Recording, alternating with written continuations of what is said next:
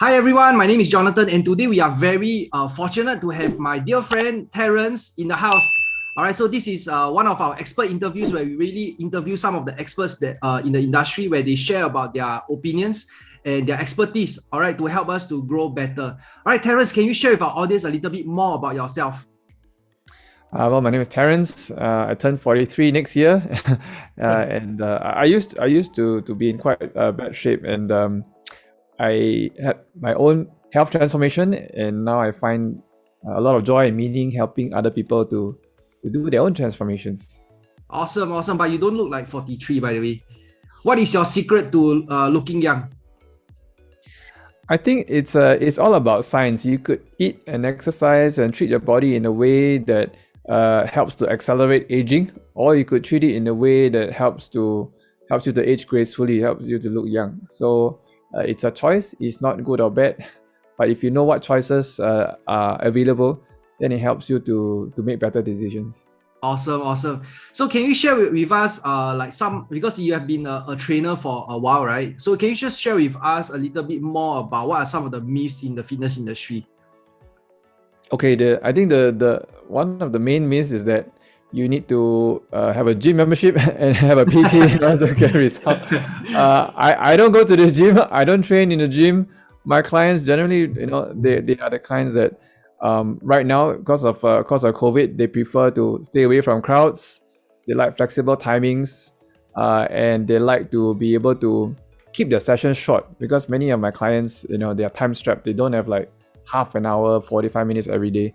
So we do it in a very efficient way. So another misconception is that your exercise needs to be very long or very intense.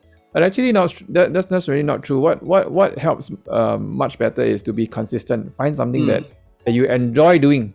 People always try and look for the best exercise, right?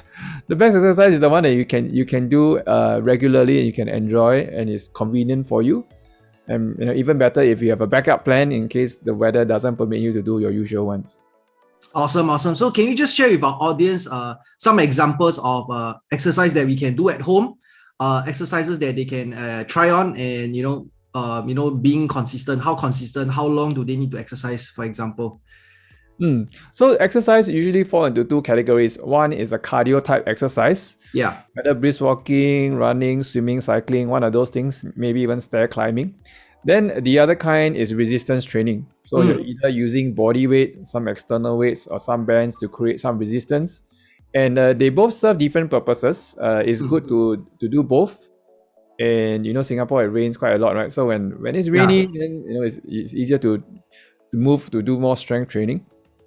And when the weather is good, which is like most of the last few days, we have good weather. Then it's good to just go out, get some fresh air. So these are the two main ways. And for strength training, a lot of what my clients do is a 15-minute session, which is online, and we use a special technique so that they actually don't need to spend 35 minutes. They can get all their workout done in 15 minutes. Wow. So how do we space out between like strength training as well as cardio training? You, depending on your level of fitness, you could possibly do it every day. So I encourage my clients to exercise daily for one simple reason. Number one, actually for a few simple reasons. So the first one is that if you exercise in a way that makes you feel more energetic, then why would you miss some days, right? And the second thing is that even someone who exercises like 4 times a week or 5 times a week, they have 2 days rest. Sometimes those 2 days turn into 2 weeks, turn into 2 months. Then it's not part of your day. But most people, you wake up, you use the bathroom, you brush your teeth, you do your workout. If that becomes part of your day, then you don't really find that you need to put in effort, because it's just who you are. It's what habits. Yeah, it's what gives you energy. And if you don't do it, then you kind of feel like something is missing in my day. I'm only performing at 65% instead of like 90%. All right, so share with us a little bit more about why you are so passionate about this industry. Why I understand that previously you were working something else, right, Ben? And you actually go into you went into this switch into being so passionate about helping people to get into great shape, get into peak performance. So share with us about that switch. So when I was making my my own transformation, it was a struggle. I spent quite a lot of time and money figuring out, what I should be doing, and made a lot of mistakes along the way. And I thought to myself, I could either, just be fit on my own and just keep everything to myself. Nothing wrong with that. Many people are like this. But being an entrepreneur, I felt that, this is a gift that I've been given, and I would like other people to be able to have their own transformation, but in a shorter time frame, without having Wow. to read and go through all the certification that I went through, and without having to make all the mistakes themselves. You will make some mistakes, but we help you to really help my clients to like supercharge and accelerate their progress because of the way that we structure our program.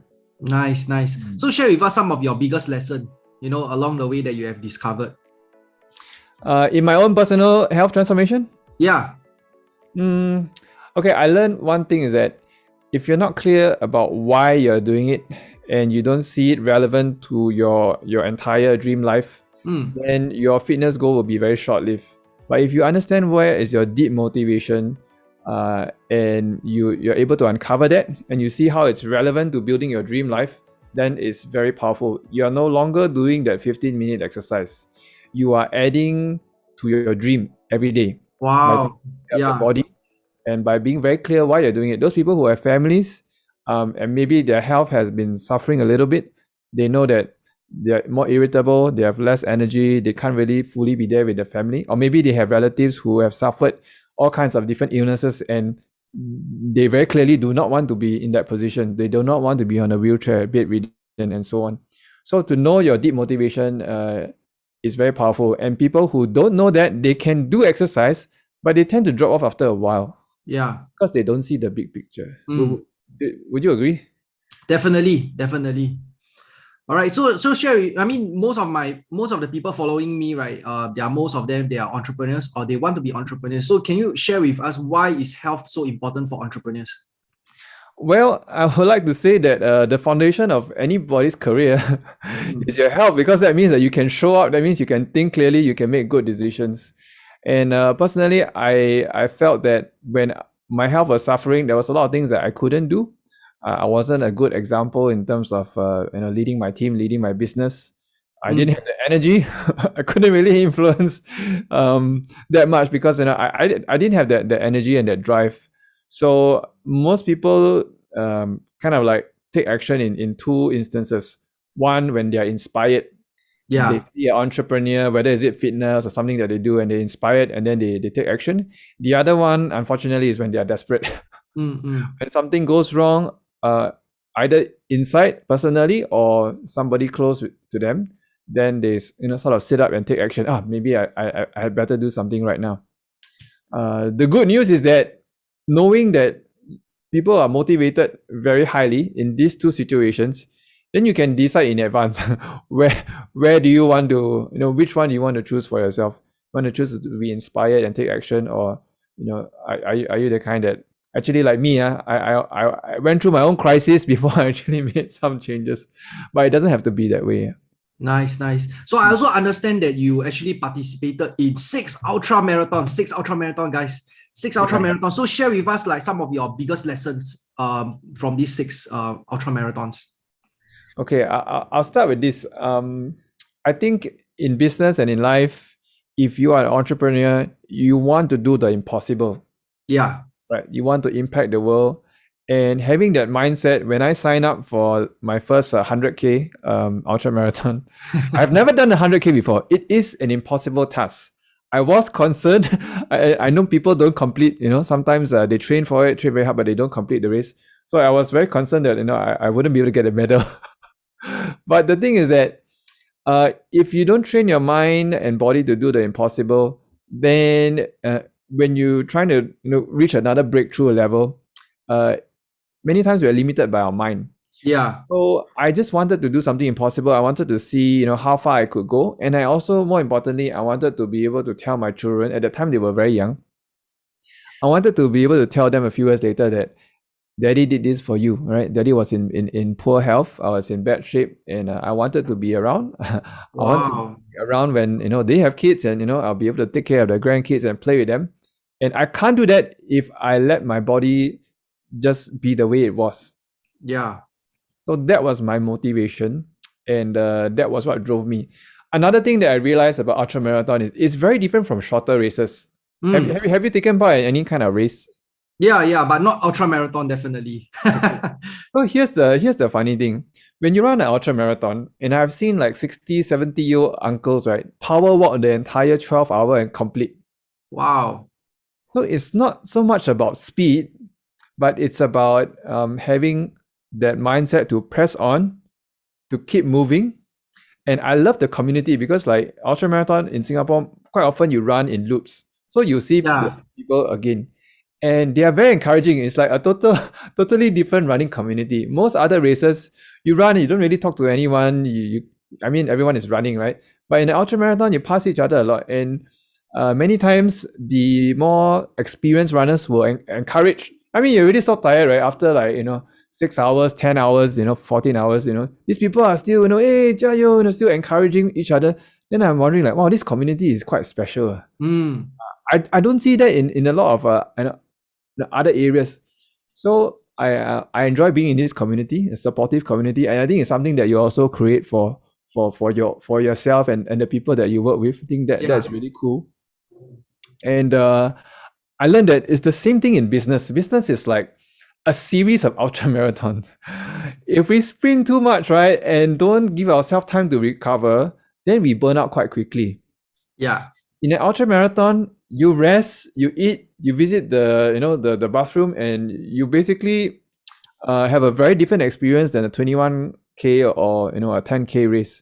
So in many ways, I think all business owners should at least think or attempt one ultra marathon. I should join you someday. Yeah, then you know what it means to dare to do something you have never done before, your body has never done before. And then when you actually achieve it, right, it is an unbelievable experience. It's like mental breakthrough. Not only mental breakthrough, you're like, this body has never done this before, and now it can.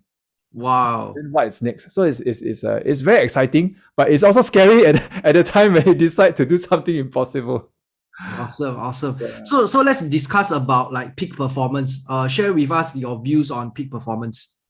Sure. So in terms of peak performance, I've written a piece talking about 5 different areas on how Olympians actually prepare. So it's modeled after that, right? And many times those who have been in sports in their younger days, they would probably be able to identify, but perhaps along the way they have forgotten some of the key things. I just give you 3 examples. Yeah, sure. So number 1, would an Olympian before the competition party all night and don't get any sleep?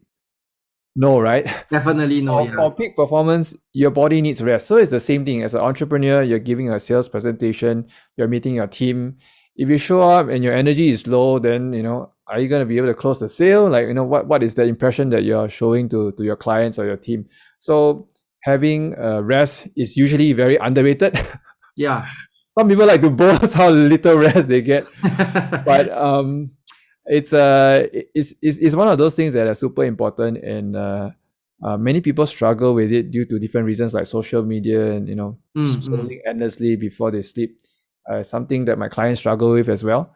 So it's one of the real key things that most people don't really talk about. They talk about exercise. Exercise is like we all know that. Yeah.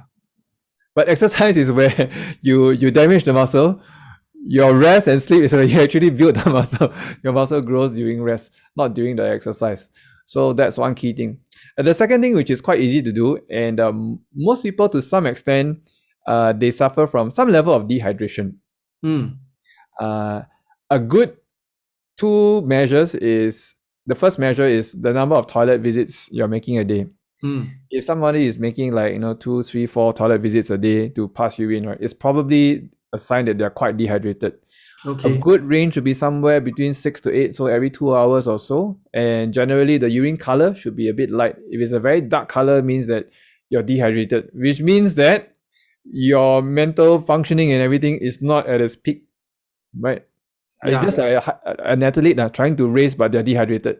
The body cannot give its 100%. Wow. Okay. Yeah. So that's the other thing. Yeah. Then the another obvious one is nutrition. Yeah. So the funny thing is that animals don't have any problems of finding what food that they need to eat. Yeah. But for us humans, you know what is the biggest enemy? You know? What's the biggest enemy? We are spot for choices. That's one. The biggest enemy is food advertising. Food advertising. The healthy food is usually don't have a very big advertising budget. You seldom see advertisements for bananas or mangoes or healthy fruits and vegetables. And the companies that do a lot of advertising, they are the ones that sell highly processed, a lot of sugar or other things that the body doesn't really need. So that's one of the one of the greatest enemy. So with my clients, one of the things that I teach them is how to ignore food advertising. If you can do that, you'll be a lot more successful than most other people. Wow. Do you cut like unprocessed food 100%? Like you totally don't touch them at all? I think there's a time and place for it. So at the time where I started my health transformation and my situation was quite bad. I couldn't run more than 1 kilometer without getting knee pains. So that was at the start. So at the start, I did cut out almost 100%. Right now, it's a mix, but of course, you want to keep processed things to a minimum because usually they add stuff inside, chemicals and preservatives and all that. Got it. So what besides hydration, sleep, and nutrition, what else? Yeah, so there's a total of 5 things. So I can share the resource with you later on. Then you can share with your community as well. Yeah. Wow, awesome. So share with us a little bit more about your fit formula, right? You are well known for your fit formula. Share with our audience a little bit more about this fit formula and what do you do? Sure. So this fit formula came about because I found that everyone is trying to look for that best program, that magic program, the best way of eating. But the truth is that if you find your own fit formula, which is a way, I call it a way that you can marry healthy practices in a way that you enjoy, then you are going to be able to maintain. You're going to be able to sustain the result. Most of the time, people do things that they don't like in a way that's unsustainable, and therefore maybe they get some short-term result, but they don't get long-term result. Yeah. So discovering that fit formula doesn't happen in a day or a week. It takes time, and I think going through this myself, I think it's definitely worth the effort to take the time to find out what is my fit formula. Because if I go and copy the bodybuilder what he does, I'm probably not going to be too happy because I'm not interested in bodybuilding, and I rather run faster than become very, very, very big. Yeah, it's also all about longevity, right? Sustainability. It's not about a one-time thing, but it's about long-term game. How to become more consistent. How to actually integrate fitness, health into your day-to-day lives. Am I right? Yeah, because if you do it in a way that suits your personality, some people like high intensity, some people like slower, low intensity. So it's not good or bad. You can mix it up. Some people who like low intensity can also add in some high intensity, but they have a general preference. If you keep doing things that you don't prefer, then it will be a chore. If you ask me to go and swim to keep fit, I would think impossible. I just might as well don't be fit. But if you find something that you really enjoy, then it becomes fun. You don't have to drag yourself to exercise. You actually enjoy it and you like to do it and you like to talk about it also. Yeah. And one of the things that I realized that really helped me a lot is to actually play games. I realized that when we tend to play games, we tend to forget how tired the exercise is. And one of the things that really helped me a lot is being part of a community, right? So firstly, there's accountability. Secondly, because we play games, right, we enjoy the whole process. We forget about how tiring the exercise is. Yes. So, for example, like for team sports, which is a bit more difficult right this moment because we're limited to 2%. That there's a limit for social gatherings. But team sports, and definitely even things like running or cycling, you can do it with a group. That sense of community when you agree to show up at this time, whether in person or online, then you make that commitment, you make the appointment, you show up. So definitely it helps. It's also more fun than just being on your own and doing everything on your own. that's also why we have our online workouts, and we have people coming in from all over, from Malaysia, from Hong Kong, and of course our own country here in Singapore, doing those workouts. But my community is predominantly women. About 80 to 90% of them are women. Wow. So for those of you that are interested to follow Terence, where can they find you, Terence? I can send you the link. Right now, I only have one link. Right. So for those of you that are interested to find out more about what Terence do, how the fit formula can really help you in helping you to achieve your fitness goals, right? I'll actually put the link below, so you can just click on the link and talk to Terence, right? Get Terence to access how he can actually help you to achieve the fitness goals that you want. All right. I hope that you guys enjoy this session today. Once again, thank you, Terence, so much for your time, and you give us so many valuable advice. I hope you guys learn something from today's session, and I'll see you guys in the next session. Thank you, Terence. Thank you, everyone. All right. Thank you. Bye.